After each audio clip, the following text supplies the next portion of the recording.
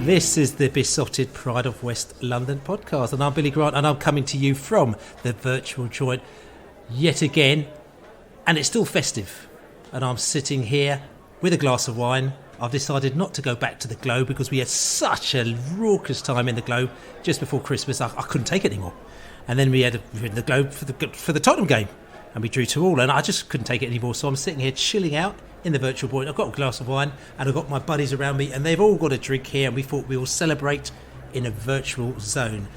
And we've got Laney in the house. Laney, how are you? I'm good, mate. Yeah, I agree. We've got West Ham away tomorrow. It's going to be a big, heavy day as well. So it's probably better that we can sit here with clarity of mind and thought, and we can look back and then look forward. So yeah, it's the last remnants of Christmas, and then we've got New Year to look forward to now. Oh, so you got a glass of clarity, do you? Is that right? I wouldn't mind. No, I've got a glass of lager actually, but clarity sounds good. Okay, all right. Okay, maybe you can pop out and get some clarity in the first break anyway. So anyway, we've got Ali Mullalley in the house who's been absolutely potty for it last week in the pub. I'm not sure if we could take her back there again. I don't think they're going to, they might have a ban because she was just so raucous. I'm going to the pub tonight actually after this, if I'm honest. Right. Yeah. Happy, what is it? Without happy us. Without you. Happy in between Christmas and New Year. I've eaten my body weight in Christmas cake and back to the pub tonight. Yeah, looking forward to the game tomorrow. That's all good. Yeah, and we've got the Allard in the house. The Allard, how are you? I'm all right, yeah, but you promised the pub. You promised it at the end of the last podcast, the Tottenham sort of play-out podcast. You promised I did promise the pub. I have to admit, I woke up yesterday morning and I thought, I can't do this again. I can't do it again. So what we'll do is that we'll have a lapsed promise, and we could, let's say, try and promise the pub next week, maybe. Let's just see how that goes. How will that work? That work? Maybe. Yeah. Okay. Yeah, maybe. Right, yeah. But saying that, we're playing West Ham again next week, aren't we? So can we just repeat this podcast, like, I'm saying, sort of kind of duplicate it, or just chop it with the scissors and chop some it up. Most bits on it, maybe? Especially what we say about just a small matter of the Liverpool game in between. Oh yeah. Oh, sorry. Yeah, we completely fluffed it. We got a Liverpool. Well, no. There's a Liverpool game in between, and thanks for reminding us that, Ali. We will probably be doing one of our mini pods for the Liverpool game, because obviously it'll be happening between New Year's Day and the next day, whenever that is. So whether or not we'll be hang on, you he's a bloody liar. He's a liar. Matt, you come to the pub with me tonight, all right? I could see the Allards obviously hurting because he missed out on a bit of pub activity a week or so ago. Is that right? Yeah, we'll have to make up for it tomorrow, won't we? There's lots of fun to be had tomorrow on a sort of a weird weekday when we're all off. Sorry to the folks that are working and keeping the country running. Right. But anyway, listen, let's carry on with this pod, because it's already gone a bit off kilter, as we're saying. So this week, Thomas Frank, good bit of news. He has signed a new contract, and he's going to be at Brentford till sort of 2097, from what I can gather. So he's going to be. We all knew he's going to be at Brentford forever. So him signing the contract was just kind of like dotting the I's and crossing the T's, but also sort of almost like a slight, not I say irony, but at the same time that Thomas Frank signs his new contract, we have Dean Smith, who was our manager, who we loved very well, and he's a really, really nice guy, really good bloke. He left us for Aston Villa, then Aston Villa sacked him. He went to Norwich City and got relegated with Norwich, took them down to the Championship, and they're in 5th position at the moment now. I think they lost, 3 or 4 games in a row, or 3 out of 4 games or something like that, and they've decided to sack Dean Smith. And looking at the timeline of the Norwich fans, they all love him as a person, think he's a really nice person, but they've said, unfortunately, the time is right for you to leave. And they don't seem to be too upset about Dean Smith leaving Norwich. So, this is obviously a bit of a sad moment for Dean in itself. Is that a surprise for you, Laney? Yeah, it is a bit of a surprise, but it just shows you the streaky nature of his reigns. It's something that Walsall fans warned us about. It's something that we saw firsthand, that great winning runs would be followed up by a sequence where we couldn't buy a win, although we played okay, and then Norwich have seen that as well, whereas at Brentford he was backed by DOFs and an owner which was kind of happy to see through those streaky runs. At Norwich the pressure's a little bit different. They're looking to go straight back up after getting relegated. They're a yo-yo club, and they weren't prepared to be patient, which, you know, I guess that Dean knew that he was never ever going to get that kind of safety of Brentford again. You know, they didn't show that faith in him at Aston Villa, which was a great shame, because he did bring them some real highlights. You know, that 7-2 win over Liverpool and taking them back up to the Prem. You know, he did achieve stuff at Aston Villa, which is his boyhood club and the team he supports. But, you know, it shows you, once you leave the comparative safety of Brentford, you're exposed to kind of the real football world, and it's a brutal dog eat dog world out there. And he's probably left with another big paycheck, but I'm sure his career has kind of been derailed a little bit. We wish him luck, though. Yeah, I mean, I've got to ask the Allard. I mean, looking at the Championship, you know, and I do like to look to see what's happening in the Championship, because I still have a lot of fondness for that league. You know, to me, it seems that, you know, with Burnley and the Blades, you know, that league seems to be wrapped up already, and it's just after Christmas. It seems that those two teams have got the automatic spot, and then it's down to the rest who are going to sort of battle for that third place through the playoffs. I mean, and which means that in effect Norwich possibly are resigned to the playoffs. Maybe they thought they were going to get an automatic place, and if they don't do as well, they can actually find themselves out of that little hole. Now, do you think that's a kind of fair reflection? Yeah, you come to the wrong bloke on that, because like I didn't know what was going on in the Premier League when we were in the Championship. I've got no idea what's going on. I don't have enough time for all this, Bill. My quick reflection on Dean Smith, I'm going to switch the question, is that once Thomas Frank was our manager and Dean Smith was at Villa, I'm pretty sure, didn't we beat them in the first time we faced them? And from that moment on, I think I was fairly comfortable with what happened. Not to say Dean Smith isn't a great bloke. I know he's a great bloke, and he certainly is part of our history, and he certainly, you know, was part of making our club a good, decent club, if that makes sense. But I think I do think Thomas Frank took us to another level. I mean, we discussed this quite a lot, and again, we're not sort of digging Dean Smith's grave, because again, I say to this, I've got the ultimate respect for him. He's a really, really, really good bloke. He's a really nice bloke, and I think that he took us to another level. He got us playing some decent football, but also, like I said to you, he sorted out the dressing room when we had all that dressing room nonsense going on, to the Harley Dean era, when we had the old school players who wanted to rule the dressing room, and the new school players came in and they kind of weren't giving them any light of the day. So he kind of sorted out all the politics and everything like that at the time. But I think that, you know, and I was just thinking about this the other day as well, you know, about, you know, how clever obviously kind of our sort of kind of coaching and scouting and managerial staff are.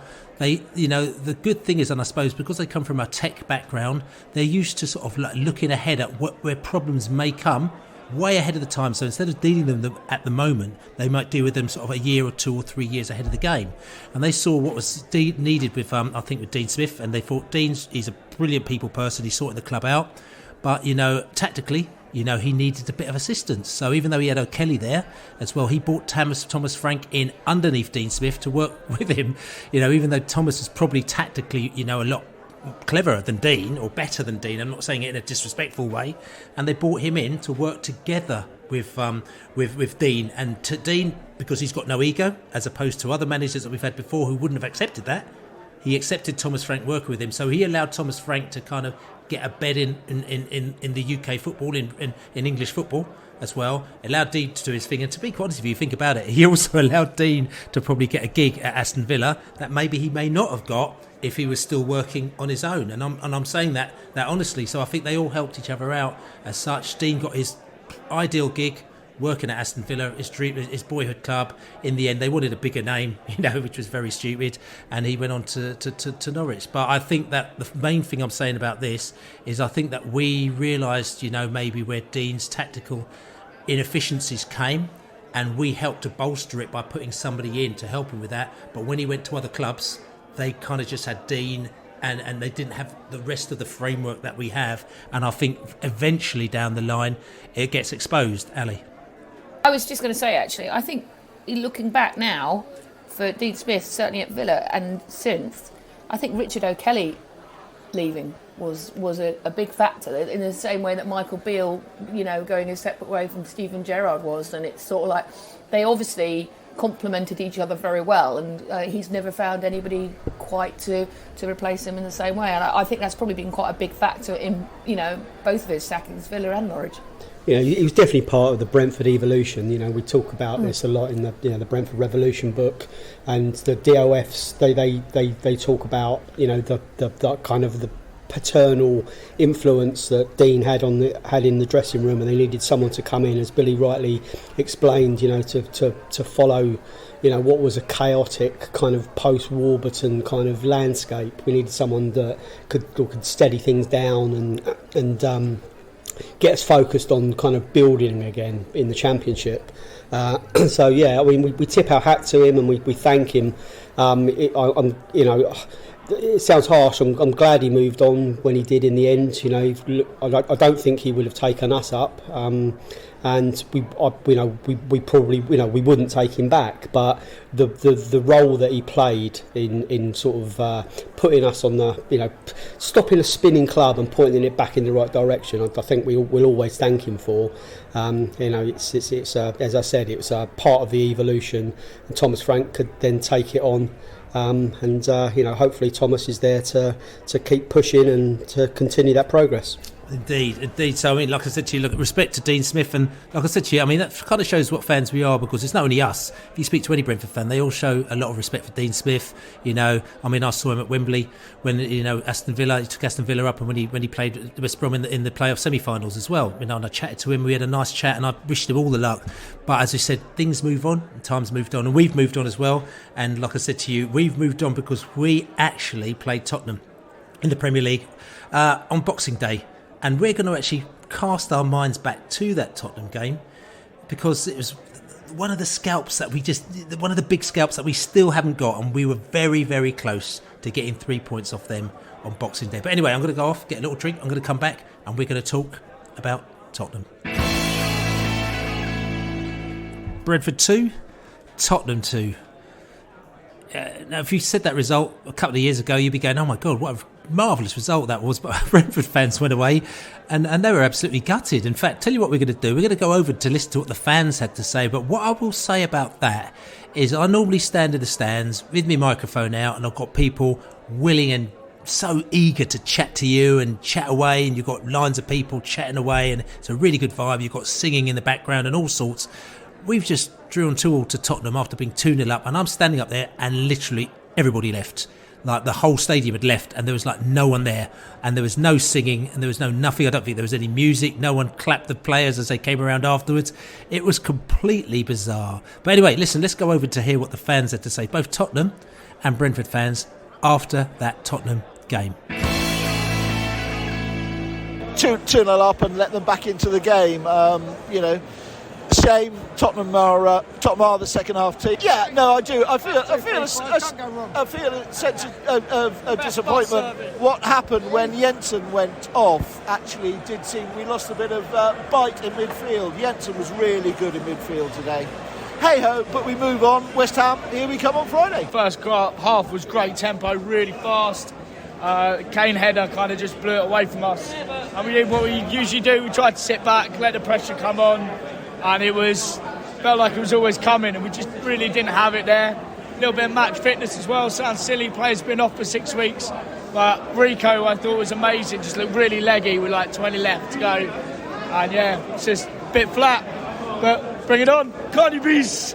Even though we got the second goal, but at that point we just kind of like just the whole cohesion, the glue, the adhesive just separated, and we just won the same team as we did leading up to the second goal. So just kind of like broke up from there, and yeah, we just couldn't come back together again, and we started giving them a lot of space as well. A lot of decisions as well weren't going our way, and don't know who to put that down to. And we stopped being physical as well, so we kind of lost our way in the second half. We didn't seem to be able to get into the game in the first half. You pressed us so well that we didn't really. I don't think we'd had maybe one or two chances that weren't even like. We didn't stand up. There was no goal opportunities. One thing I admire about my team is we are very clinical with our chances. We don't need to take many to score many. It gave us a lot of confidence. We seemed to grow back into the game from then. The momentum was on our side. We would have hoped for 3 points, but I'm not disappointed, I'd say. When we were 2-0 up and the place wasn't bouncing, it was like, well, why not? We're beating Tottenham, for God's sake. We'd have dreamed of these days sort of just a few years ago. And then final whistle, everyone left. I was a bit disappointed with that. I think, the team deserved better. Yeah, Tottenham came back, and in the end, we're obviously clinging on. And, the substitutions, the observations from me were that, Saman Ghoddos unfortunately came on, not to single one out, but came on, didn't really do much. And most of Tottenham's attacks seemed to come from crosses where they were making their way down our right-hand side and doubling up on kind of Roslev, and Perisic was very, very good, I have to say, and there's an example of a player who did play, most of the World Cup, and he came back and played really well today. I was really impressed with Kane. I thought some of the banter was, quite funny. It's funny, some of it was not funny, let's put it that way, taking the piss out of his speech and all that kind of stuff. But anyway, it's all part of the fun. It's all part of the fun. I think Brentford are a decent team. I think they're firmly set in the Premiership now. They're not a lucky side anymore, so I think it's a fair result. I think most of us before the game said we'd take a draw, but when you're 2-0 up, you expect hope to do better. But Spurs are a good team. They've got some great players going forward, particularly not quite so good at the back. And the first hour we were superb. Norgard was off this planet. The guy was immense. Rico was immense, and we were properly up for it. But you're never going to keep a team like Spurs down for 90. And good goal, Kane's header, really good header. Good goal, and the momentum changed there. And Matty Jensen got his yellow, which probably led to the substitution, and the momentum changed completely. Ghoddos chased around like an eager young puppy who never quite gets to the ball. And we're on the back foot from then onwards, and towards the end you're probably playing for the whistle rather than wanting an extra 10 added on for us to score the goal. Overall, Boxing Day, you take a point, don't you? So there you go, fans after the game. And like I said to you, there were reality pills were there, and I suppose a lot of people turned around and said, if you asked me before the game if I would have taken a point, I would have taken it. However, now after the game I'm a bit gutted. So that's kind of seemed to be the common line running through. The point is, though, is we technically could have won that game, of course, if we scored more goals, or if Tottenham didn't score as many goals. If we look at the XG on that game, and I know a lot of people don't like it, but that's not the point. The point is that we had 2.36. We created some massive chances literally in the 6-yard box, including the goals. I think one of the goals, the Anelt goal, was 80% chance of similar chances go in, and Ivan Toney's goals also was a very big chance as well. But we also created other chances, whereas Tottenham, actually the goal that they scored, I think the first goal was 15%. One, in about 6 or 7 of those normally go in the back of the net as well. And I think the second goal was probably even less than that. But listen, fair point. I think this goes to emphasise the fact when you've got elite strikers, elite players who put the ball in the back of the net, they can hurt you, as opposed to teams who have better chances and they don't score. Laney, disappointed after that, or in reflection you think, tell you what, I'll take that? Yeah, disappointed to a certain extent, but also in equal measure.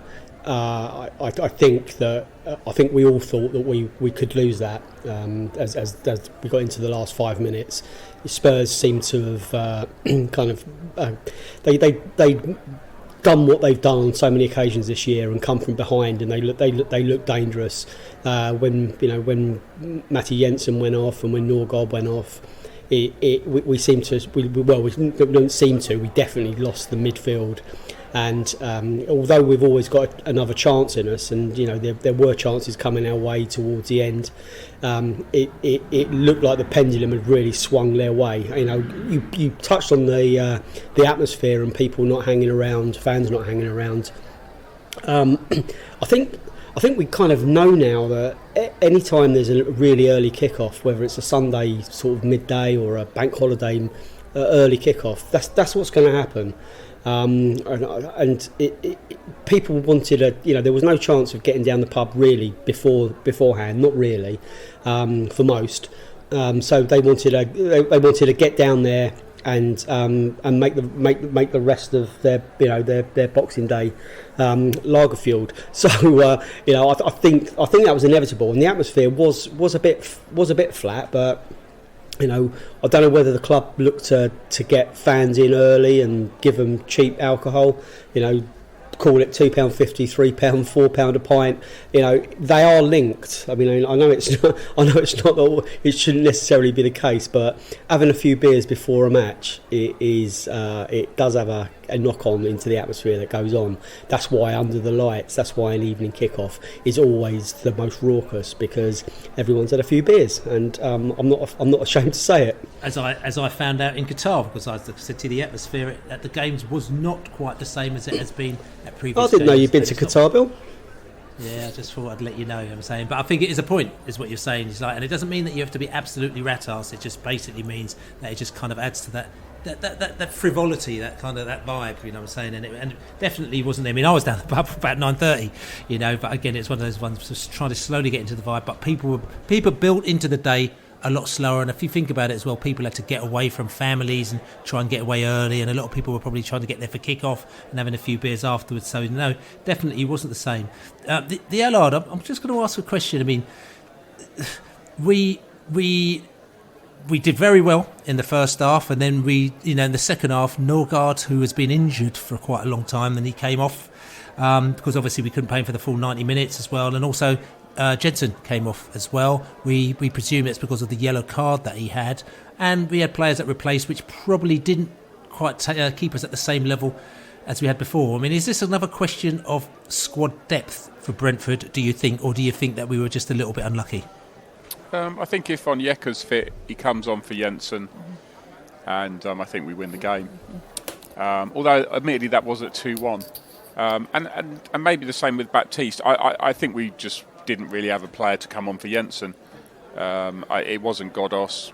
I don't really know who else could have done it, to be honest. I think that if you go back 10 minutes, the turning point is the Kane goal. But I don't know there's much we can do to stop that, because for me, that is just, you can't stop teams banging it into the box from midway in their own half. Midway in our half. You can't really stop that. And then it's Harry Kane, and he just scores, a goal like you've already said, 15% or whatever. Yet that did sort of switch the momentum in the game. But it wasn't like we'd sat back before that goal. I just think we got really, unfortunately, caught out. But that is what Tottenham do. I bet their XG shit for the season, and I bet they just score. Son scores wonder goals with minimum XG, and Kane pretty much scores most of the goals. You if you can give him an opportunity in the penalty area, he tends to score. That's probably literally all Tottenham are doing, and we fell foul of that. That was really unfortunate. Then I think once the momentum changed, we looked at these sort of substitutions, and they just didn't. Godos didn't work coming on at all. I know it's weird, but I just wonder if Damsgaard had come on, and he'd have at least maybe had some legs to try and disrupt the play further up the pitch, because Godos was just sort of trailing around. Albeit Godos did stop them scoring a third goal when he defended in our box. So it was a weird game. Tottenham are a weird side. They're not very good, but they've got four excellent front players, and they play three of them in each game, and that's the only reason they're surely in the top 4 or 5. So the question I'm going to ask you, and the thing is, I mean, we probably half know the question to this, because it's interesting. When we were in the Championship, we got to the stage where we actually knew whenever we were going to have activity in the window or not. And what they would say is that they'd say, we're going to have activity if we look like we have a chance to get promoted, if we need someone to help us to get to that next level. But if it's a case that it's going to help us to get from sort of kind of 12th to 8th, no interest from Matthew Benham at all in actually investing money. Then he'd rather invest the money in the summer. I'm just wondering now, do you think that we may invest in this particular window, looking at what happened in that game and looking what happened in general, and with these players, or do you think we think that we're good enough as it is now, and we'll just wait till the summer? There's a big question over Tony, of course. So hopefully, people in the club have got more of a steer on that than any of us have. So that's one question. Do you need more legs in midfield? Well, if Onyeka's fit, he comes on, and I'm sure he does what we wanted someone to do to replace Jensen. I think transfer windows are always about, do you get value? If you get value, you sign somebody, and if you're not getting value, unless you're staring relegation in the face, and I don't think we are, you might not. No, I mean, definitely. And like I said, I think we're 4% chance of relegation on 358 at the moment now. 538 at the moment now, so 4%. So at the moment now, relegation is very much in the backwater for us. I mean, Ali. I would just say though, it's really tight. It's way tighter than last year, I think, in terms of, probably from about 8th downwards. I think we're all within 9 points of the relegation zone. That's pretty tight, isn't it? We're not even halfway through. I mean, I suppose we're not halfway through the season, but it feels a bit tighter than last year. And nobody's been cast adrift. Nobody's been cast adrift, like Norwich and Watford almost were by this point. They're, everybody can still get out of it. I still think Bournemouth will go down, for example. Bournemouth will still go down. They got 16 everybody points. can still get out of it. I think with the transfer window opening and the Ivan Toney situation kind of looming larger, I know, I've not spoken to Phil Giles. I've got no inside track, but I think Phil's kind of managing that situation, and him being the DOF as well. I think that he'll probably. I think whatever the case, I think we should be, and we probably are looking at a post Ivan Toney landscape. Whether he had this betting situation hanging over him or not, there was always a chance of him leaving. So we must have names that are potential kind of replacements. It's a shame that Halil Devasoglu isn't kind of more integrated into kind of like the future. It seems like his future lies beyond or elsewhere. But we do need another number 9 at some stage, because when Marcus Forss left, it did leave another hole. I mean, we can argue, and we have argued for a long time over whether Forss should have been kind of kept, but we haven't got a like for like. Not that you're going to get a like for Ivan Toney, but you know what I mean. You take him out, you got Wisa, that or Mbumo that swaps, and then it changes our kind of our potency. So I think this window we should be bringing in someone that can be a replacement for Ivan Toney, whether it's in the short term or the longer term, if that player's out there. I think we said that in every transfer window for the last 7 years, that we've only got one centre forward, more or less. Do you know what I mean? We've never had one. I know we've had four. We've never had around one at that could point, be banned for. Yeah, that's true. Or let off. Yeah, innocent till proven guilty. It's a difficult sell as well to striker, because you don't know at this point. You don't know how long that ban's going to be. We want you to come in and blah blah blah. But then in 3 months' time, we might kick you out. You might be sat on the bench because Tony's going to be back. It's a difficult sell either way. Okay, I mean, from the research that I've done, it's looking like nothing. I'm saying hypothetically and allegedly, if anything does happen to Tony, it's not going to happen before March, possibly even April, which means that we have maybe 4 weeks, 6 weeks, if they decide that he's not going to play for us at that stage, so we're going to be quite far into the season, and hopefully quite far into kind of making sure that we are safe in this league. And then so what do you do at that stage? Do you've got 6 weeks, and you kind of you muddle through the 6 weeks, as what we have done in the past. We've done that quite a few times before, and I could see us looking to probably muddle through rather than sort of kind of maybe bring someone in now. The problem is, Bill, that last month is a very tough month in terms of fixtures. It's not really one you want to be muddling through when you've got Liverpool, Spurs, City, all of that last month. I think it's not one you want to be having to muddle through. I would argue the point that I think that we'll be well and truly clear by that stage already, and we'd have already looked at them fixtures and thought, to be quite honest with you, if we pick up a point here and a point there, these are bonuses, and that's kind of how you think you look at it, because they are already tough fixtures. It'd be more tougher if those fixtures were, like your Wolves and your Everton and your Nottingham Forest, and then we weren't picking up points against them. But these are the teams that you need to be picking up points against now. And looking back and going to 538, just looking at where they're at, Nottingham Forest, they've got 84% chance of relegation. I think it's 84% chance of relegation. Again, the odds are going slightly. It might be 64% chance of relegation at the bottom place. So we're talking because 74. Let's settle on 74. That's right. Just put it in the middle there. Then we've got Everton at second bottom, right, with 49% chance of relegation. Wolves at third bottom, 44% chance of relegation. Bournemouth fourth bottom, they've got with 44% chance of relegation. Southampton fifth bottom, 35% chance of relegation. And Leeds sixth bottom at 20% chance of relegation. And the gap starts to get bigger. So they're looking at really Leeds, Southampton, Bournemouth, Wolves, Everton and Forest, with possibly West Ham slipping in there if they actually start to do any worse. But West Ham are actually I'd say undervalued. They're actually they're underperforming massively compared to how they're playing. Is that a predicted table you're looking at there, Bill? That's the 538 predicted table. I was going to say, because Southampton are definitely bottom at the moment. I was just checking. Yeah, no, this is the end of season predicted table, and I've given you the predictions of the chances of relegation. So they're saying the bottom three will be Nottingham Forest, Everton and Wolves. Possibly Bournemouth at the moment is what they're saying. This is 538, but that could change week on week. It just gives us an idea of kind of where we're at. We're well out of this at the moment now, which is lovely. Absolutely well out of it. Even for Leeds are not. Leeds? No, Leeds are 6, 1, 2, 3, 4, 5. They're 6 from bottom at the moment now. But still. It will be interesting to maybe we can do this for the next one. I'll dig it out. Interesting to see what they were predicting for the bottom 3 or 4 for last season compared to what they're predicting at this stage for this season, and just to see how accurate that was, because they weren't from memory they weren't that wrong.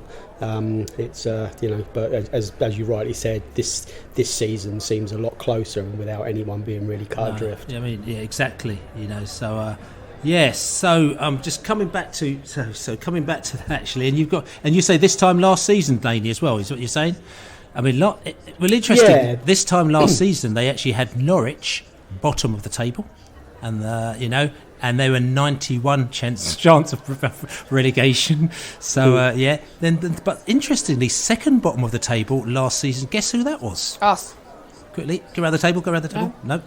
No, we weren't anywhere close. No, we were like 8th from bottom. Burnley. The Allard? I'm thinking. Well, I would have said Burnley because they were in a mess, weren't they? Newcastle. They got that slight winning. It was Newcastle. Newcastle were predicted second bottom of the Premier League by 538 on round about this time today, and they were 75% chance of relegation, right, on the 3rd of January, okay? And then third from bottom were Watford, predicted with a 52% chance of relegation, and Burnley were fourth from bottom with a 42% chance of relegation. Then after that, massive gap to Leeds United with a 14% chance of relegation. So you see how that flipped as well. Was Leeds United still had a chance to be relegated on the final day of the season, even though at this stage they were 14%. So they must have got massively worse as the season but 538 progressed. didn't factor in the Saudi money or any of that, did they? None of that was factored in at that point. No, you so can't. That completely skewed it. It took a very, very dramatic uptick from one club, and it proved that they pulled away. The takeover would have happened, but whether the form had turned at that point, because they hadn't had the transfer window or anything, had they? No, they brought Trippier in that window. That's what I mean, but at the point of this table, they hadn't. I think basically how this works, that it looks at how your team is performing, and it looks at the stats, and it basically kind of sort of maps that onto how it should do in the future.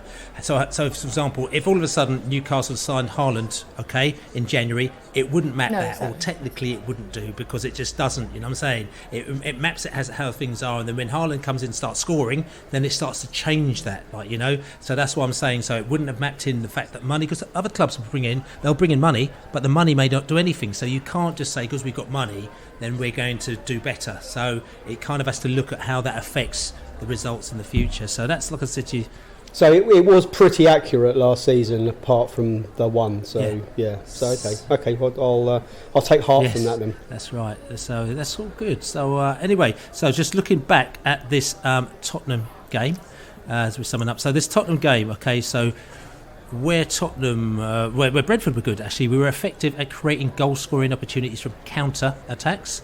We were effective at creating goal-scoring opportunities from set pieces, and we were strong at finishing. Our weaknesses were we were aggressive and we lost possession often. Tottenham, they stole the ball often from us. They were effective at creating goal-scoring opportunities from long shot situations and also from the flanks, and they were very strong at finishing. They were also caught offside often and committed a high number of individual errors. So, I mean, looking at that, we got a few things to clean up there, don't we, the Allards? Yeah, I mean, Tottenham, like I've already said it, Tottenham I think they're a weird team to play against. I'm pretty sure they outperform XG most weeks. I don't know if it's a massive benchmark. I think it'll be very interesting on Friday, the West Ham game, to see where we are there. Yeah, interestingly, just looking at the top performers according to who scored as well for that game, the top scorers were Højbjerg, 8.2, Harry Kane 7.8. Okay, as well. So Højbjerg and Lenglet as well. Lenglet as well was the third highest performer, and then it was Janelt, okay, and then Kulusevski as well. So it was all Tottenham players, which is quite interestingly, because I thought, I don't know if this is their second half performance that you thought gave them that alley. I don't know. I thought Kulusevski was easily the most dangerous player, although Rico did a very good job of keeping him quiet. It's difficult to judge, isn't it? Because then you look back and it's the last half hour almost in some ways that you remember. And they are ridiculously strong in the last half hour. And an element of it's down into luck and just having those three outstanding centre forwards. But I remember saying when we went 2-0 up, I said to my son, my eldest son, who knows a hell of a lot more about football than I ever will, this is not over because Spurs are ridiculously strong in the last half hour. And he said, no, it's not over until it's over. And it's just, they've done it to other teams this season. They'll do it to more teams this season. It's just, I think a lot of it is they're super fit is a lot of it. I think when everybody else is running on 95, 90%, they're still going on 100%, and it's just that makes a difference. And it's, I don't know, it's a funny old game, as they say, isn't it? So not quite a game of two halves, but a game of an hour and a half an hour, I think. It just shows you once again that when we've got our strongest team out, we're more than a match for anyone in this division, and it only was when we weakened our team through the substitutions. You take Norgard and Jensen off, and you replace it with Godos, and that's not really even knocking Godos, because I think it's difficult for anyone to come in and get up to speed immediately. I mean, it did weaken us, but not necessarily because it was just him, but it wasn't the players that had gone off. More importantly, I'd say, and it's again, that's what. We'll talk about West Ham obviously in a little bit, but that's what gives me hope. We'll presumably be back to that full strength starting lineup, and we'll be able to give West Ham more than a match for anyone else. So I was disappointed obviously that we let a 2-goal lead slip, and I think we've talked kind of off air about the push in the back that Kane gave to Ben Mee. I think it was a proper centre forwards push in the small of the back, and it was no complaints. I think it was like what any centre forward with any physical presence would have done. You leap and you push the player out of the way. It wasn't a foul, I don't think, and it wasn't an appeal for a foul. But it just shows you, as the Allard said, I don't think there's pretty much anything we could do to defend that apart from having someone who's 3 foot taller than Harry Kane and attacking the ball with his facing the player rather than kind of competing with him. If Tony does that to Dyer, there's a lot of whining, I bet. Yes, 100%. The other thing that I just noticed, I didn't notice it at the match because it happened at the other end, was how good that chance Brian had when we were 2-1 up. I think, and I love Brian, yes. I love him, but I think if that falls to Wissa or that falls to Tony, we're 3-1 up. Do you know? And that changes the whole thing again. But Tony's Tony's chance to win it 3-2 in the last 5 minutes. If you Which look you at don't really that's a high probability chance. And if that's Harry Kane, no, not necessarily. I've seen Kane miss. Ironically, he has to go. He has to go with his head at that stage, and we can't finish this section without saying how Rico was brilliant Rico because Henry Kulusevski looked, whenever he got the ball, looked really dangerous and easily the most dangerous player. And Rico absolutely had his number for the entire game. He was brilliant the entire game. It was another game where you spend it looking at Rico Henry thinking, why doesn't anyone seem to why want does he to not sign get to play him? for England? I mean, There must be a literally a conversation within football that he's not big enough or something like that, and there's loads of people There was another Rico playing for Man City last night, and I thought, why isn't our Rico playing for Man City? You know, he's just not that I want him to go, but you know what I'm saying. He's like, I think he's that good, and I thought David Raya's distribution. I think Man City, having been taken apart by us, it's decided they needed their own Rico, didn't they? That's what it was. Yeah. So listen, anyway, we're going to go over to JB. JB's got a few facts and funks for us, some festive facts and funks. Let's go over to see JB and hear what he's got to say. Are you ready for this? I told you it was coming. Woo! JB, and he's ready to sock it to you one time. Get it! Hello, Jonathan Birchall here again. Against Spurs, we scored first and ended up with a point. Now that's 17 times we've been ahead in a Premier League match and not lost. Just as we did at Manchester City 44 days earlier, before the World Cup break. Which incidentally wasn't our longest mid-season break. That of course was during the pandemic. But there was also the 1963, when there were no matches for 52 days, when the weather intervened in what became known as the Big Freeze. Vitaly Janelt's goal was the first we've ever scored against Spurs in the top tier, and the first league goal against them since December 1949. It was obviously disappointing to let a 2-goal lead slip, but it was the first time we've done that in the Premier League. We have to go back to a Championship game away at Derby in March 2021, when we were similarly 2-0 up as the game ended 2-2. But for a 2-0 lead to end in defeat hasn't happened since October 2020, when visitors Preston ran out 4-2 winners. Both those games were behind closed doors. Although, as on Monday, Ivan Toney was on the score sheet in both games. Back in 1904, when the club moved to Griffin Park, the first stand to be constructed was on the Braemar roadside. Currently, it's the last one standing, although we hear it too will be demolished in the coming weeks. Ironic that news breaks as we've played our 50th league game at the G-Tech and have an upcoming fixture against West Ham, who were our opponents in the very first Southern League game at Griffin Park. So there you go, JB, with some facts and some funk. And listen, he's talking about, talking about the year. We're talking about festivities, and we're talking about 2022.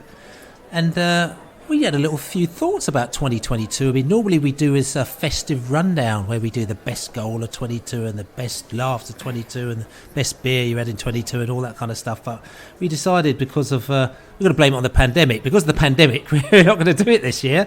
We're going to do something else. We're just going to briefly just go over a few little high points from 2022, and just go around the table here and let people discuss it. I'm just wondering. So, Laney, your best Brentford game of the year 2022. What is it?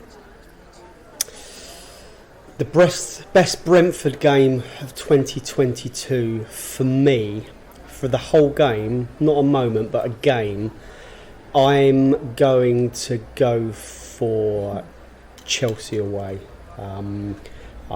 For me, that was just incredible. This just journey that we're all on, and since we got promoted to the Premier League, there's lots of I never saw it happening in my lifetime moments. There's probably 10 now we can probably all list, and they're all kind of moments that never in our wildest dreams, never in a drug fueled fantasy would we ever think that this was possible. And it sounds a little bit kind of small club, small mindset, but I'm someone that's been brought up, and my whole of my Brentford life has been in the lower league. So it's going to take me a little while to acclimatise to this. So I'm not saying the players think this or that anyone that runs a club thinks this way, but for me as a fan, these moments are kind of like beyond my wildest dreams. So Chelsea, after going a goal down and coming back and then wiping the floor with them and seeing us, 4 goals. For me, that was incredible. I mean, that's good. I mean, it's interesting, Laney, because I was with you for Chelsea, and listen, I would have dreamt all day long of going to Chelsea and giving them a good bashing, because we've been there as Brentford fans in that away end, and we've always hated going to Chelsea. It's just been a really rubbish away day, and it's just been the atmosphere in the stadium's not great. You can't have a good drink around the game, around the ground, and it's just like a weird one. And so I would have loved to give it, but when we gave them a good bashing, it was good, but it was almost like, it sounds really bad, like it was almost so easy, right? And it didn't. I don't know if I like the kind of sort of like the being on the edge slightly. And that Chelsea game, I was like, "Ray, we've done it," and I went away. But it still didn't have the same for me as other victories we've had, even maybe in lower divisions. Beating Cambridge or beating Peterborough or something like that. And you might think that's really weird because that's where we want to get to. But that was just the feeling that I had coming away from Chelsea. And I don't know because if it was just but we're talking about 2022. Yeah. So I agree with you. There are huge euphoric moments in the past, but the 4 goals that we scored there, each of them was an absolute peach. Janelt's 2. Ericsson seeing the that brilliant Mbumo pass into him, and him taking a tumble after knocking the ball into the roof of the net, and then Wieser putting the icing on the cake. Each of them to be remembered and savoured. And I still remember looking over at one gnarly old Chelsea fan who'd been giving it so much grief when they went a goal up, and he disappeared by the time the 4th one went in. So that was just as pleasing, just to see that sad old git bugger off. Yeah. And I'm not taking away from your game of the year, Laney. I think I probably was more sort of just reflecting back on kind of like where we've come from, where it gets to the stage where Chelsea was great for the year, but then we've had another lots of other sort of experiences that made us feel warm. The Allard. So I'm going to go, and before I say it, I suspect we're going to name 3 of the biggest clubs in the world, and we've beaten those 3 clubs during this little section. I'm going to go Man United, the 4-0. I say it not because it was a great game. Man United was shit, but because it was like that was the game where people went shit and hell, and I got text messages from all around the world, probably more than another game I suspect that will come up in a minute. That was amazing. It was 4-0 at half time. I thought we might beat them 7 or 8-0, which just would have been unreal. But what I really remember at the end of the game was I walked through Richmond and I just followed this bloke who had a Ronaldo top on. Just walking through Richmond. I didn't say anything to him, but it was just looking at his gait and his body language as I walked through Richmond behind him, and that was beautiful. Okay, yeah, that was great match as well, great atmosphere. Scored very early on as well, so we felt comfortable for it. We didn't feel at any stage that we were going to lose that game, which was quite a nice one. Which is probably quite rare as a Brentford fan. Probably quite similar to the Chelsea game. Once we started to score the goals against them as well. But so Ali, which one was your? I mean, it could easily have been either of those 2 games, but it's got to be City away, because I think unlike those 2 games, at no point did you actually think that you weren't in danger of losing the game, and then to come away with there's nothing like a last minute winner, and a last minute winner away to the champions, and it was just a phenomenal game. I thought we played it perfectly. The game plan was perfect. We stopped the supply to Haaland. We kept De Bruyne quiet. They only really scored because of a moment of magic from Phil Foden, and it wasn't a fluke result. It was a thoroughly deserved result, and made all the more sweet because we all went up there thinking anything that's not a battering will be a good result. Never for a minute dreaming that we were going to come away having beaten them on their own patch. It was It was a great match and a really, really one of the finest Brentford performances. Arguably our best performance in the Premier League. The Chelsea game is up there, but City are a better side than Chelsea were. So I think it's arguably our best performance in the Premier League. And it was a great match. Great match.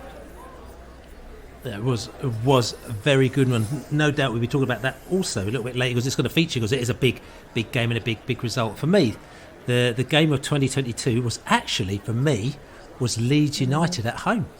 Not last season, this season when we beat them 5-2. And it's for a number of reasons why I love that. Is because it was a culmination of of last season where we could have actually buried them, we could have actually relegated them at last game of the season, and they beat us last game of the season. Didn't matter to us because we were still in whatever position we were, but the fact that we failed in our mission to bury them after they were so cocky to us really actually spoilt the end of the season for a lot of Brentford fans, and so we were gutted. So the fact that we were able to come back this season and kind of pay amends, right, and deal with them was fantastic. But not only that, the fact that we absolutely did them like a proper kipper as well, and there was no comeback whatsoever. And Jesse Marsh was there moaning away on the touchline, and the Leeds fans were in the corner doing whatever they had to. For me, that was brilliant. And like I said to you, I'll talk about goals again in a minute. But for me, that was the best game of 2022, just because of, not necessarily because of the, Chelsea, beating Chelsea is massive as up there. Man United, Man City, those are already up there. Leeds isn't as up there as it is, but I think the sort of kind of for rivalry between us and Leeds United, and just the disrespect that they've showed us over the years, and the fact that we absolutely did them on our own patch, that made it very sweet for me, You like that as well, though, didn't you, lady? Four incredible games there. Yeah. I going through each of those. Ali at Man City. It's a match that has been described back to me by several fans as kind of like wherever you were in the world watching that game, it felt just as massively high. The way you celebrated the Ivan Toney winner. Whether you were in Australia, whether you were in South America, whether you were actually inside the stadium or whether you were in the Globe, you jumped up and down and you went potty like you were there. And I don't think it actually diluted that incredible euphoric feeling, no matter where you were. The Man United games, as the Allard said, it was, we were all pinching ourselves. And me personally, I was boring the arse out of Billy and Dutchman standing next to me going, so they got to score 5. Like even up to the last 3 or 4 minutes, I was going like, so there's 7 minutes to go and they've got to score 4 goals for us not to win this. And, and then, the Leeds game, as you rightly said, Bill, the hat-trick by Toney and seeing Marsh, he was sent off, wasn't he? It was, we really rubbed their noses in it, and it was a proper ding dong of a game. There was incidents all over the place, but we rubbed their noses in it, and the Chelsea game obviously described. So what a season! And there's others that we've not even mentioned. So it just shows you, how much we're contributing to this top flight. We're worthy of our place here, and long may that continue. Definitely, long may that continue. So, goal of 2022, the Allard. From what you just said, I hope I'm not going to steal yours, but I'm going to go to the Leeds game and Ivan Toney's goal when the goalkeeper's not in the goal, which is arguably it's arguably an easy goal to score. But I love goals that are just odd. Do you know what I mean? When you watch them, they're different. Somebody does something different. You could say the Dutch goal in the World Cup, from that free kick. I love those goals, and Toney's that for me was just like a moment of pure class and magic. And, you've done the steal. You've done the old steal. Oh, sorry. mate, Well, I didn't know I was stealing it, did I? Until you just built it up a minute ago and sort of mentioned you might do a goal. Robbery. It's been a bit of skullduggery. Daylight robbery there. I'm going to have to get another goal and I have to think of one quickly. So okay. So anyway, no, it was a fantastic goal, the Allard, it has to be said. And also, like I said, the meaning behind it made it even better. And it was a goal that we thought at the time had secured Ivan Toney's place in the England World Cup squad in Qatar. But it wasn't to be. We won't talk about that anymore. Anyway, we'll move on. Lady, goal of 2022. Well, this may not necessarily be the most spectacular, and it's probably not the most kind of celebrated, but the Pontus winner away at Watford, to me, was the moment that I kind of breathed a sigh of relief and knew in my heart of hearts, I always believed it, but in my heart of hearts, I knew at that stage that we were definitely staying up. And, it was Eriksson in his pomp, putting in a delicious free kick, and, Pontus rising and heading home. And it was probably against a run of play, if I'm honest with you. I mean, we didn't, we'd gone a goal up and they'd equalised, and, They had that loser chance, didn't they? Loser chance, just minutes before that. Yeah.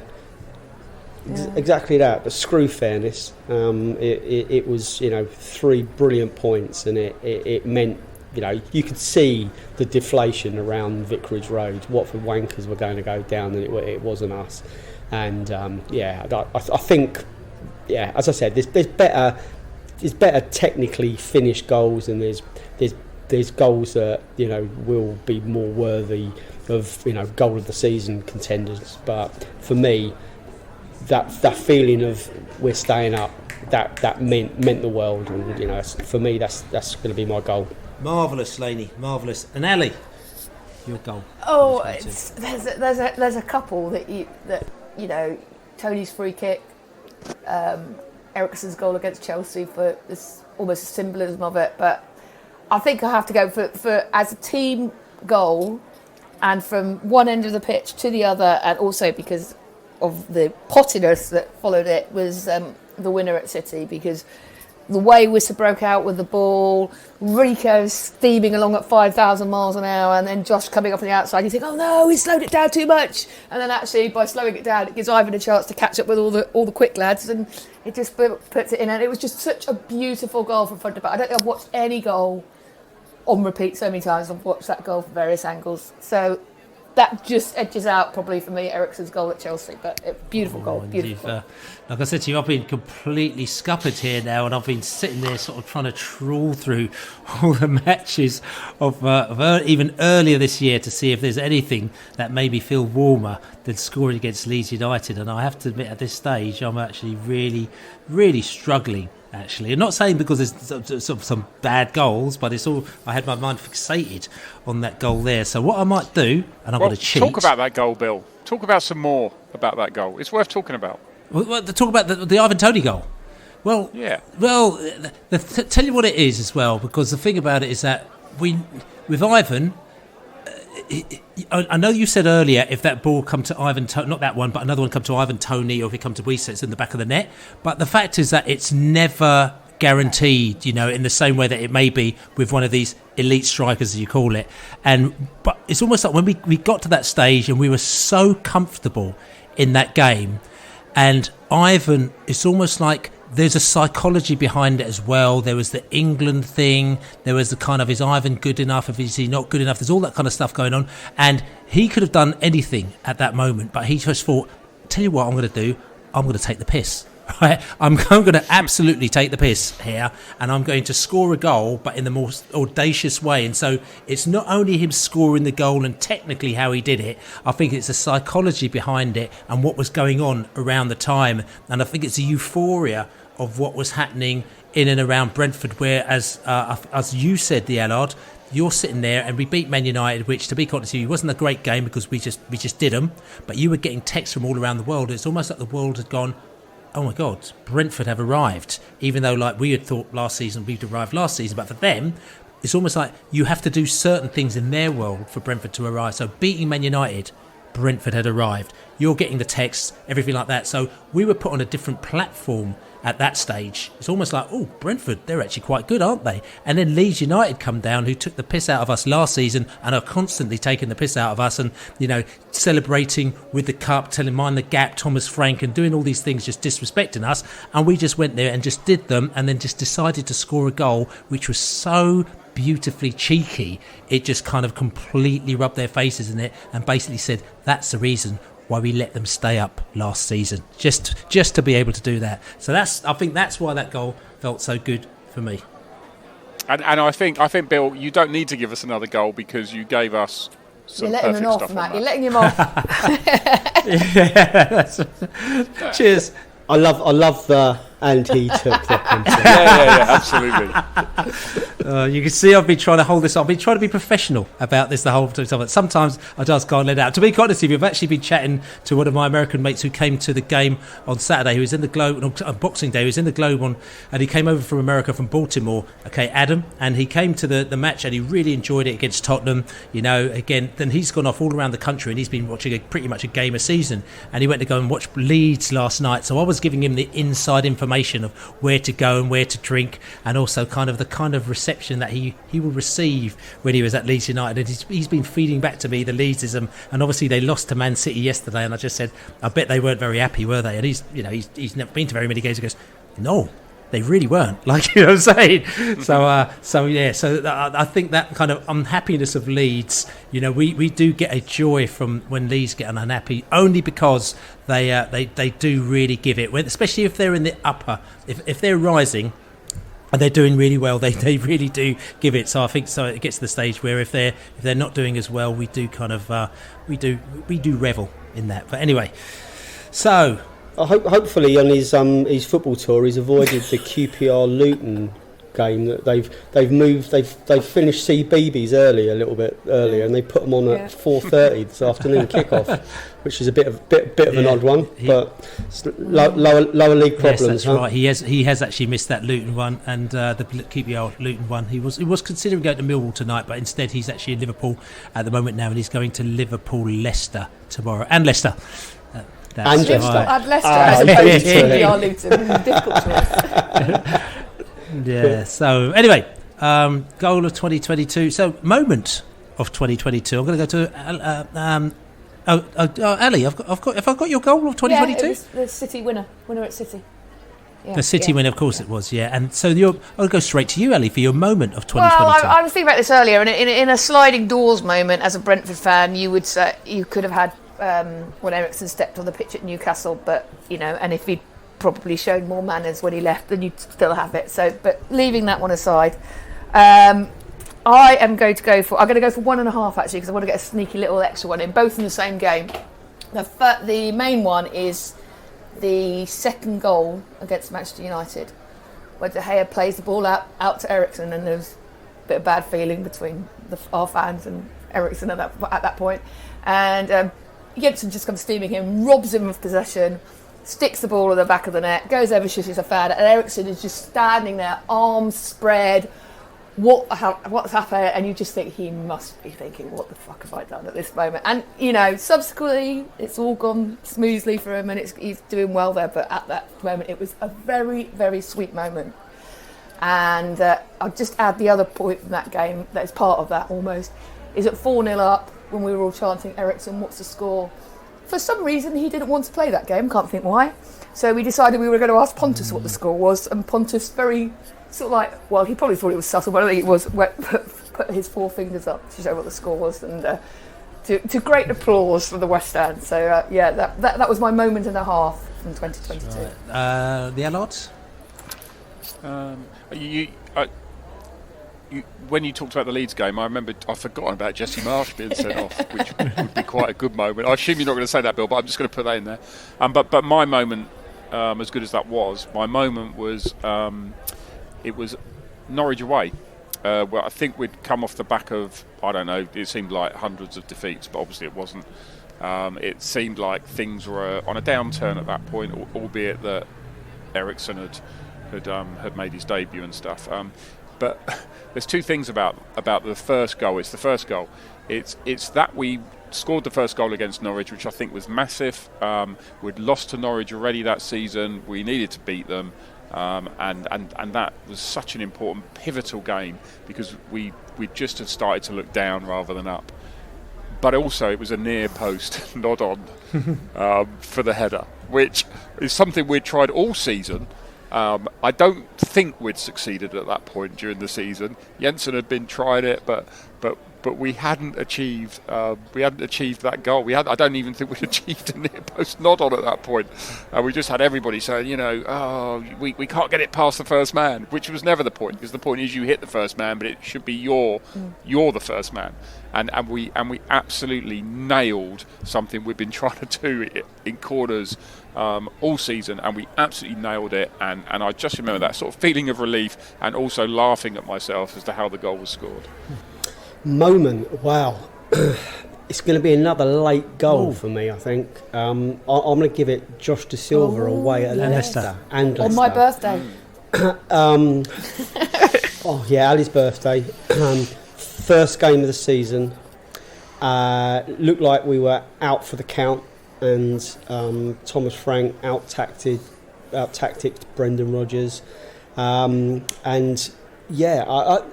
I mean, the goal was brilliant. It was just, copybook Josh Da Silva curler into the left footer into the far corner. But for me, as a fan, really, it meant the season was just up and running. We had points on the board. We knew that we weren't on catch up already. We would have taken a point before the start of the game. We got a point at the end of the game. And it meant that there was a point on the board, and we were, as I said, up and running. And that's we really, so far we haven't been playing that catch up in the Prem, where you're kind of stranded. That's not to say it won't happen, and we don't take anything for granted, but we've always been kind of slightly ahead of the curve. Which and where we're at the moment, our points for games played is looking really heartening. So that moment, the season had started. We could walk away with our heads held high, and that was, for me, that was so important. Ellie. Oh, you want another one? Oh no! I could have split my 1.5 into 2. Yeah. Give me loads. Allard, who else? Who hasn't given me one? Jesse Marsh being sent off then. Is that your top moment? I've done mine. We've all done them. Okay, let us through. You. Okay, Bill. Let me do mine. You're the one that hasn't done it yet. That's right. Okay, I'm all over the place, and I'm literally all over the place. Obviously, this Vino Tinto has been going right to my head.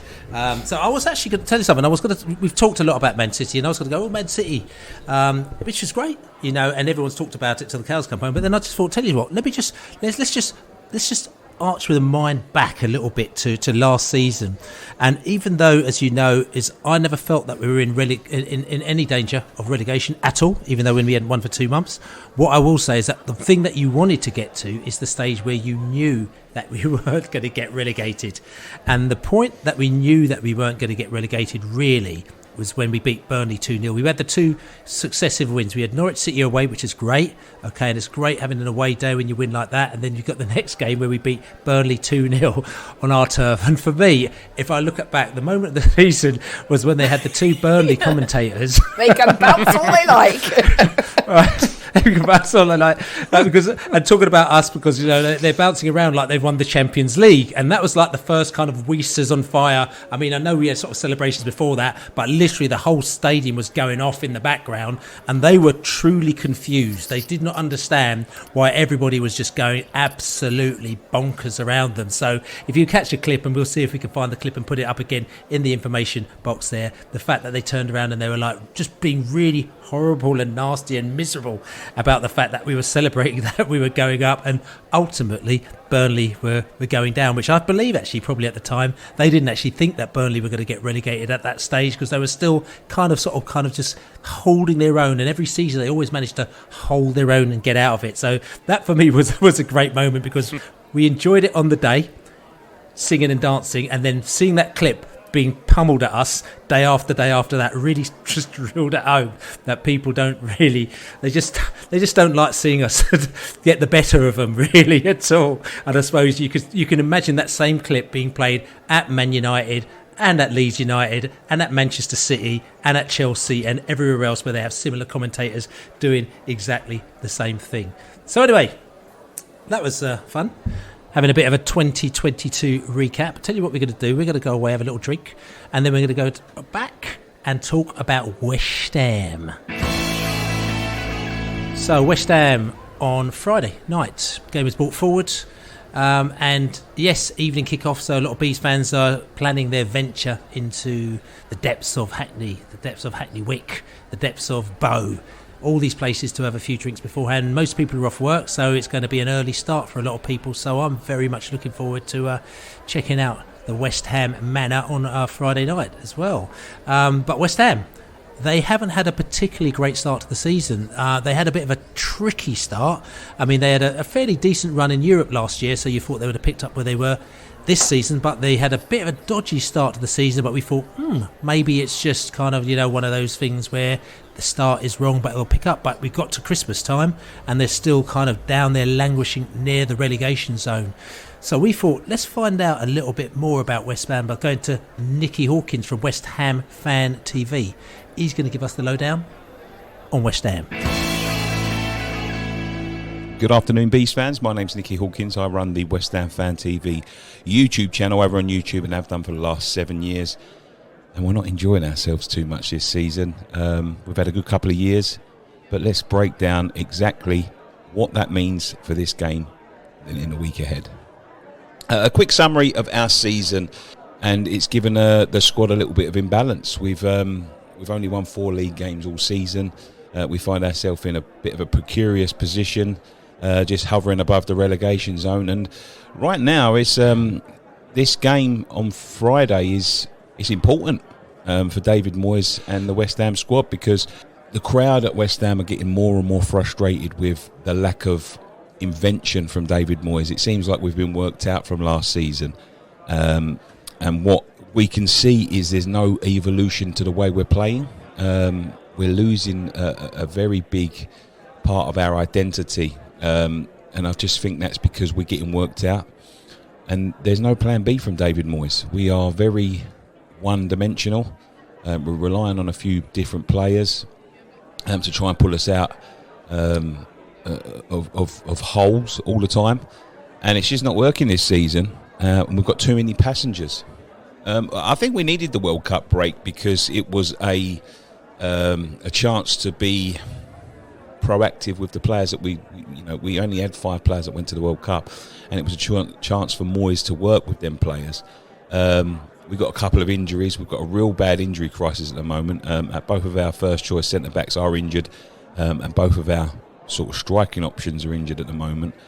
But we would have thought that Moyes would have been working in training with the likes of Scamacca. Okay, Paqueta went, Kehrer went, but Scamacca stayed, and we really need to get the best of him. Played a lot of money for him, but we got back to Arsenal. And listen, you can only play what's in front of you, and Arsenal are a very good team, but I can only judge on what I've seen, and what I've seen is there is no change, there is no invention, there is no change of tact, there is no change of approach, and it looks like we're going to go exactly the same way as we did at the first part of the season, which is worrying to West Ham fans, because at the moment we're going down. To give it a mark out of 10 for the beginning of the season, probably say about a 2, and that, I think that's being generous. I'm not happy with David Moyes. As I say, a lot of the problems, in my opinion, are stemming from him. He's done very well for the past couple of years, but he hasn't evolved the way we play in football. We've been worked out by every team in the Premier League, and it seems to me that the players at the moment are the ones that are losing faith in him, which is, you lose the players is one thing, losing the fans is another. And I think unless we win this Friday, I think the writing's on the wall for David Moyes. He needs to pick up points quickly, otherwise we'll see our season slip away. And there's been a few very, very odd press conferences from him of late, which is, saying things like Leicester, who were bottom of the league at the time, we must be doing something right, we're as good as Leicester. And then just before we restarted again, we're not in a relegation battle, we're in a fight for Europe, which, I know you've got to be positive, but Jesus, that's trying to spin some, isn't it, when you're trying to convince everyone when there's, it's plain for all to see. Am I comfortable with the West Ham squad this season? No, I'm not particularly comfortable. I think we've got a decent squad. I think there's players in there that could be utilised better, and I think we could be a bit higher in the league than what we are. But we've got a lot of deadwood. I think there's a lot of sentiment in our team. A lot of players that have just run their course, and they really shouldn't be at the club anymore, let alone playing in the first team.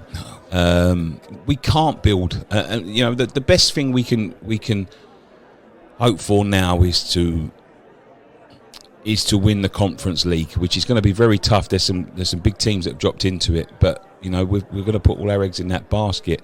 If we don't qualify for Europe again this season, we've gone backwards, and unfortunately there's a lot of teams now, the likes of Brentford, the likes of Brighton, and the likes of Newcastle that are, they're impressing, and they're the ones that are taking our spot at the moment. In terms of the players that went to the World Cup, I think it was plain to see Declan Rice had a good tournament. Paqueta played well for Brazil. It would have been disappointing to come home a little bit early.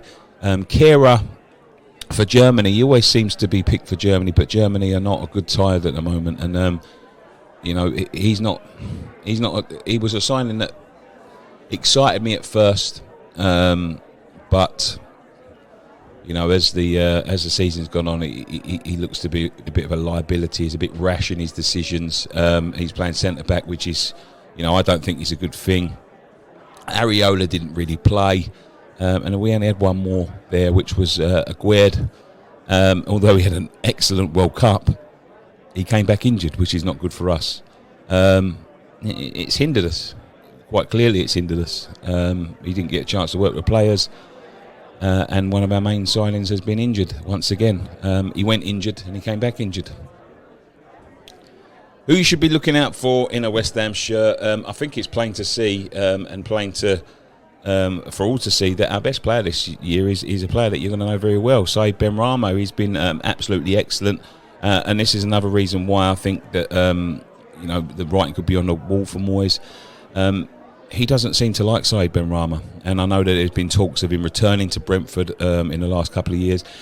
He hasn't been my cup of tea for the past couple of years. I didn't think he was consistent enough, but this year he's come back, and he's come back with a great attitude.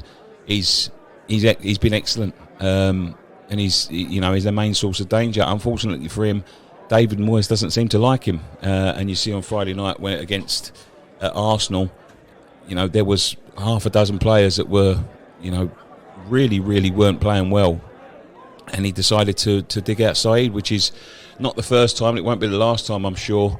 But he's an exciting player. He's been our best player. He's shown that he can be consistent in his form, and I think at the moment he's just getting stifled by the manager. Listen, I want to see him stay. If we keep the manager, I can see him going very soon. So the ones that should be performing and aren't performing, Lucas Paqueta. He come with big money, moved from Lyon in the summer, and he just hasn't worked out. Very poor on Sunday. Couldn't keep the ball. Doesn't seem to be making much happen. He got brought in as a number 10. It's quite clear that he plays sort of like a deeper role for Brazil, and that's where he excels. But Moyes trying to force square pegs into round holes again. He's going to carry on playing in the 10, and I don't think he should. I think we've got other players that need to come into the side, even to replace him. Players like Pablo Fornells. But yeah, he's not been great this season. Who do I think will be top 4 this season? There's a question on the list. I think Arsenal are going to be top 4 with Man City. God, Newcastle look to be a shoo-in at the moment, but we'll see. And I think Manchester United could sneak in there, which will be a very shocking one. Although Liverpool, they could have a resurgence, and they could, they're capable of going on 13, 14 unbeaten runs. So don't rule them out at the moment. But yeah, I think it's going to be Arsenal, Manchester United, Newcastle, and Manchester City as it stands. last season, going back on last season's games, you beat us in both, and I think deservedly in both too. We was very poor when we played you both times, and you are being spoke as a bit of a bogey club for us, but we've got a few bogey clubs. Brighton we've never beaten, but you deservedly beat us last season, and it goes to show how much we don't like playing Brentford. Is that when you got pulled out of the in the cup draw for next week, we was all sort of had our head in our hands. So, bit fearful with Brentford. I think they've got a good thing going, got some good players, even Tony, of course. But it's, I don't know. They've got a few good players. I mean, the players that have impressed me, apart from the obvious, apart from even Tony, I've got to say Damsgaard is one that I really, I enjoy watching play. Ben Mee, has he really done well since he's coming from Burnley? Pinnock, he's a decent defender. Who else? I'm just looking through the squad now. De Silva, I'm not going to sit here and pretend that I've watched oodles and oodles of Brentford, but from what I have watched, I've been impressed with them players. Do I think that the game will pan out tomorrow? Unfortunately, I think we're going to lose. I just can't see, unless something drastic happens and David Moyes has a complete change of heart. If he goes out the same way he's gone out in the past few games in the Premier League, we'll be beaten pretty well by Brentford. And I think that'll be the end of him. I think if we lose on Friday, I think that will be the end of him. I don't want that to happen. I think he's earned himself a chance to turn it around, but unfortunately, if he goes out with the same tactics, I cannot see him turning it around. I never want us to lose a game. But I know that some people are that fed up with David Moyes that they're saying that they hope we do lose. But I think we will. I think we'll go down 2-0. And I think our season just gets harder from now. Thank you very much for listening to me. You can catch me over at West Ham Fan TV. We'll be interviewing people after the Brentford game. Thanks for the guys at Beesotted for having us on. Good luck for the rest of the season, but not good luck this Friday. Thank you very much. So there you go, Nicky. Thanks very much for giving us the lowdown. He's from West Ham Fan TV. They've been going for quite a while, so go and check them out on all good podcast channels and also on YouTube. But, West Ham, it's not only Nicky, but all my West Ham fans seem a little bit nervous about this season, and they haven't had a particularly great start. And if anything, like I said to you, if you look at the stats, and we are stats people here, they seem to be underperforming. So they seem to be playing all right. They seem to be creating the chances, but not putting them back to the back of the net. Do you think that is down to tactics? Do you think that's down to the manager, or do you think that's down to the players not being good enough? The Allard. Could be a bit of everything. It's interesting because I think I've seen that as well.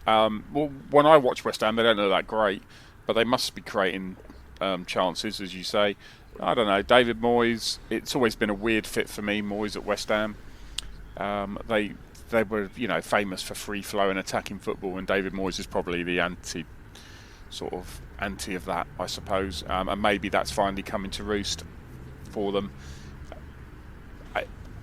To be perfectly, Bowen looks decent. I think they're struggling. Maybe they're struggling a little bit with who to play through the middle up top. And then Ben Rama, it would appear Moyes doesn't really fancy Ben Rama, but he has to play him. Yeah. Ali, I know that you've seen West Ham play quite a lot. Side Ben Rama, he's gone from time, but we do have fond memories of that player. And it's a bit perplexing how his kind of West Ham journey hasn't really gone according to plan, isn't it? Yeah, you feel that it was a board buy rather than a manager coach buy. That you always get the feeling that Moyes never actually really wanted him, and the board, I think, wanted to make a bit of a statement because they had the fans on their back at the time.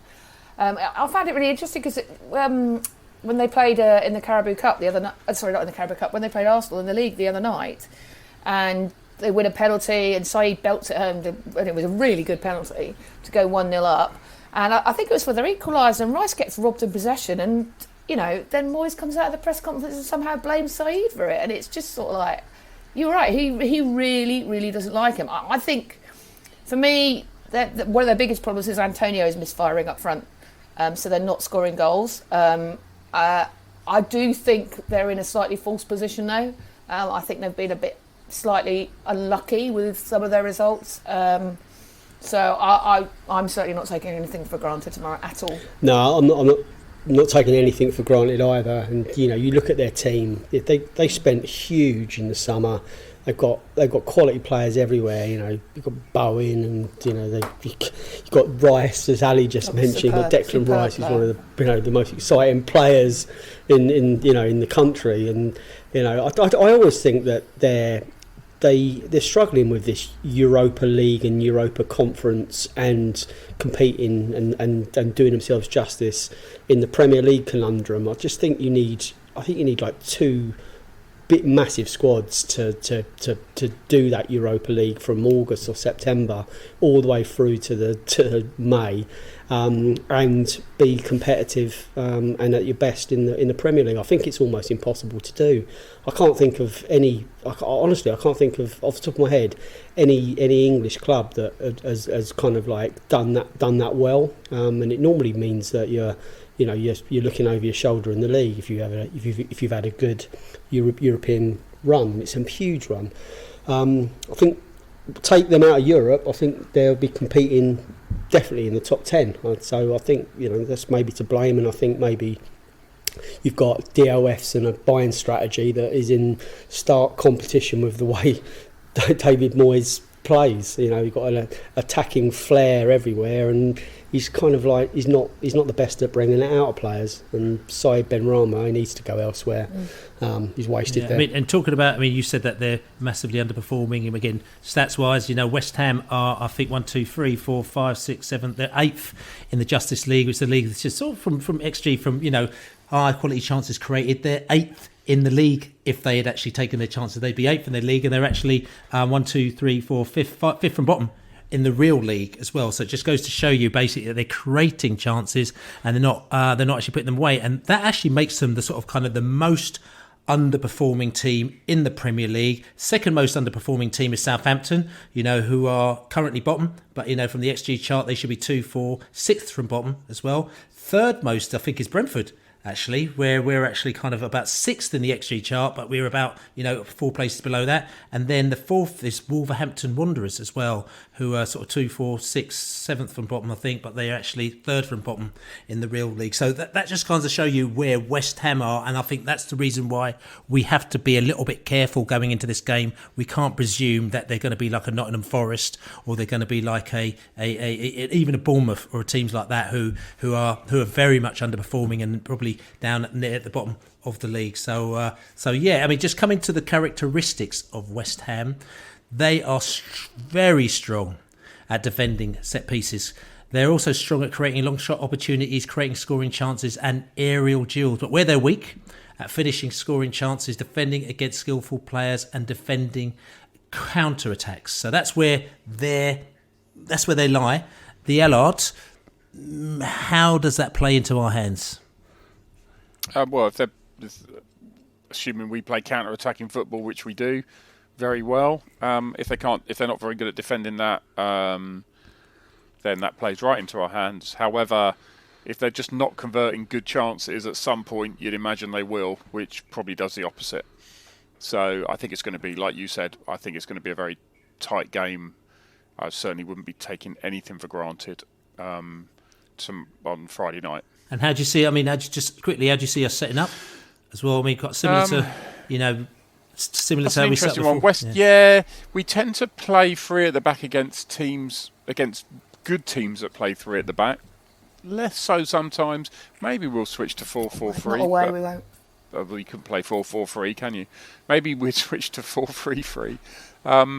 But I sort of think we'll probably go 3 at the back and basically match up with their 3. They play 3 attacking players, I suppose.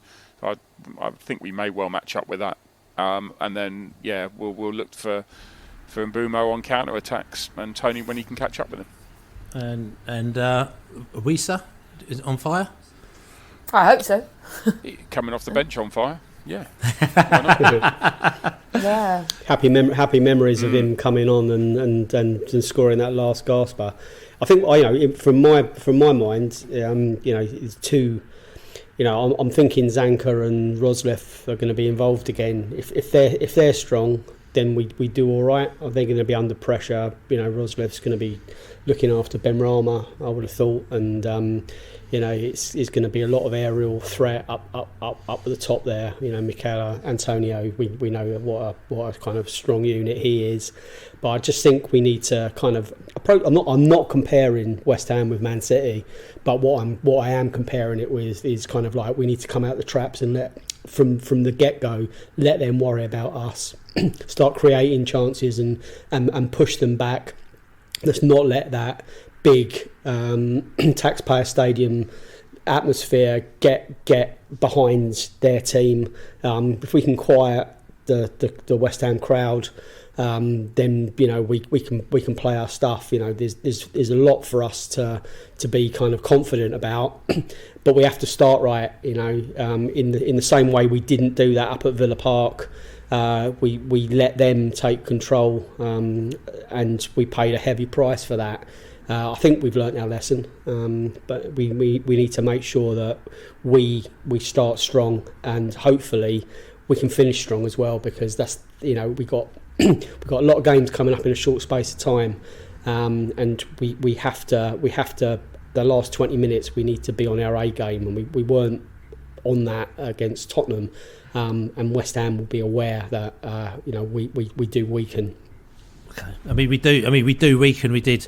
We were ahead against Tottenham. We were weakened as we changed our players, and that's, I think, probably we're asking the question: how do we start against West Ham? But listen, just coming around the table, score predictions from you folk, Ali. When you look at this, sound like Thomas Frank. When you looked at this run of games beforehand, so City, Spurs, West Ham, Liverpool, you would have said that's the game we're most likely to get the points from, West Ham. So for that reason, it's probably the game we won't get any points from. I can't bring myself to say we're going to lose. I'll go 1-1, but I don't have a good feeling, I have to say. The Allard. 0-0. I think, West Ham lost. They'll go back to basics. He'll probably drop Benrahma, and they'll try not to concede. How about that? That might work in our favour. Laney. I'm going to go high XG draw. Is my head. My heart.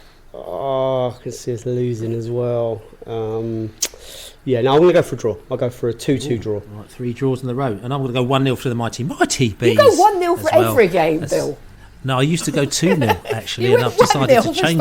I did go 1-0 for Spurs actually, and I was quite close to winning that one as well. But that's because everybody else was so drunk by that point they were predicting us winning 7-0, things like that. So.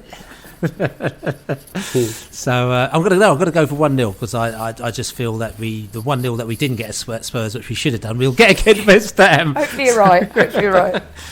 Yeah. So anyway, listen, this is the Beesotted, a Pride of West London podcast. I hope you've had a great 2022. Thank you very much for listening to us, everybody. We very much appreciate all your support. And like I said to you, if you like what we do, buy us a beer, beesotted.com/beer.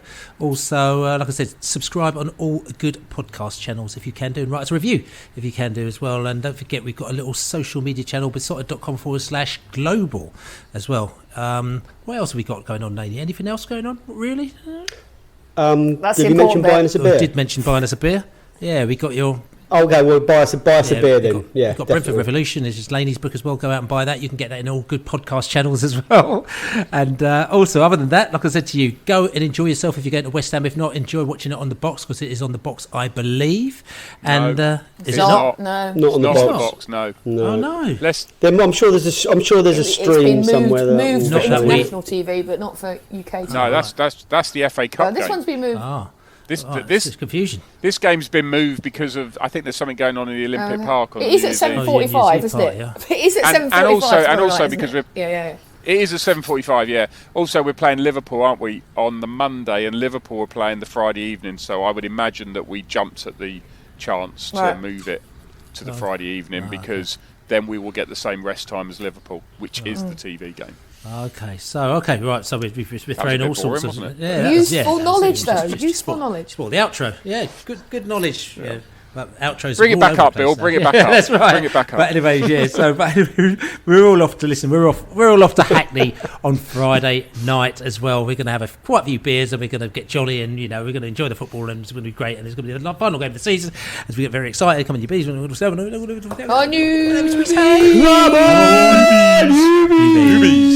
Let's beat them mighty hammers, them happy hammers, you bees.